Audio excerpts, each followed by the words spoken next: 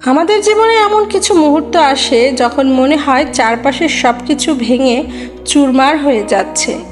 যাকে সবচেয়ে বেশি বিশ্বাস করেছিলেন সেই হয়তো আপনার বিশ্বাসটা সবচেয়ে নিষ্ঠুরভাবে ভেঙে দিয়েছে। যে সম্পর্কটাকে আপনি নিজের জীবনের চেয়েও বেশি আগলে রেখেছিলেন সেটি আজ বালি দিয়ে তৈরি প্রাসাদের মতো ধসে পড়েছে। আপনার মনে প্রশ্ন জাগে, আমার সাথেই কেন এমন হলো? আমি তো কারোর ক্ষতি করিনি, তবে আমার মনটা কেন এইভাবে ভেঙে গেল? কিন্তু আপনি কি জানেন, এই মন ভাঙার পেছনে মহাবিশ্বের সবচেয়ে বড় এক রহস্য লুকিয়ে আছে।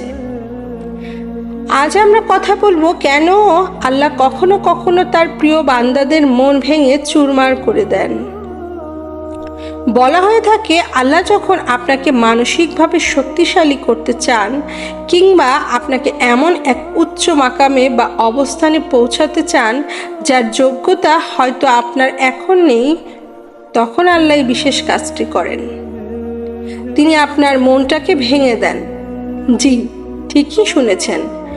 আপনি দুনিয়ার যে যে জিনিসের প্রতি মন লাগিয়েছিলেন, যে যে মানুষকে আপনার সুখের বা বেঁচে থাকার অবলম্বন ভেবেছিলেন, আল্লাহ একে একে সব অবলম্বনকে আপনার জীবন থেকে দূরে সরিয়ে দেন।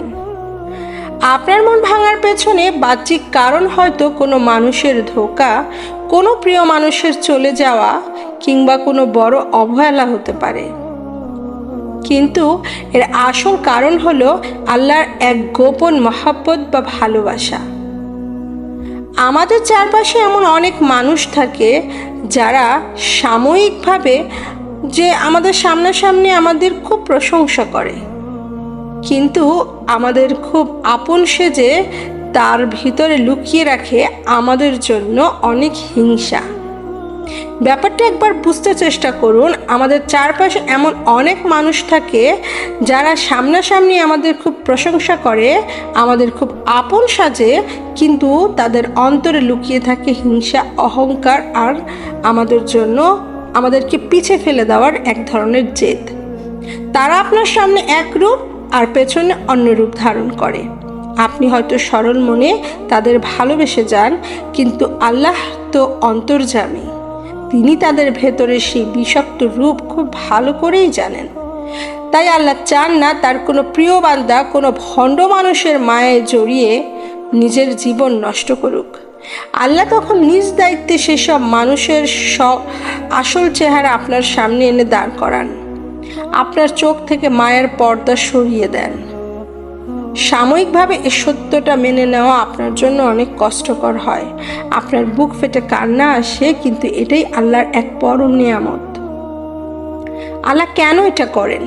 আল্লাহর কসম, তিনি এটা এর জন্যই করেন কারণ তিনি আপনার জন্য দুনিয়ার এই সস্তা মানুষগুলোর চেয়ে অনেক বড়, অনেক পবিত্র কোনো স্থান নির্ধারণ করে রেখেছেন। তিনি চান না আপনি কোনো মানুষের গোলাম হয়ে থাকুন, তিনি চান না আপনি কেবল তারই গোলামি করুন। যখন আপনার চারপাশের সব মানুষ আপনাকে ছেড়ে চলে যায়, যখন আপনার মনটা পুরোপুরি ভেঙে যায়, তখনই কেবল আপনি বুঝতে পারেন এই দুনিয়া আল্লাহ ছাড়া আপনার আর আপন কেউ নেই।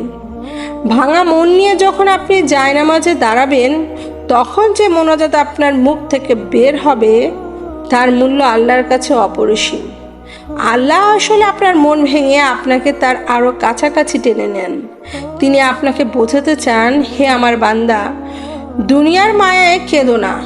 আমি তোমার জন্য যা রেখেছি তা তোমার কল্পনার চেয়েও সুন্দর।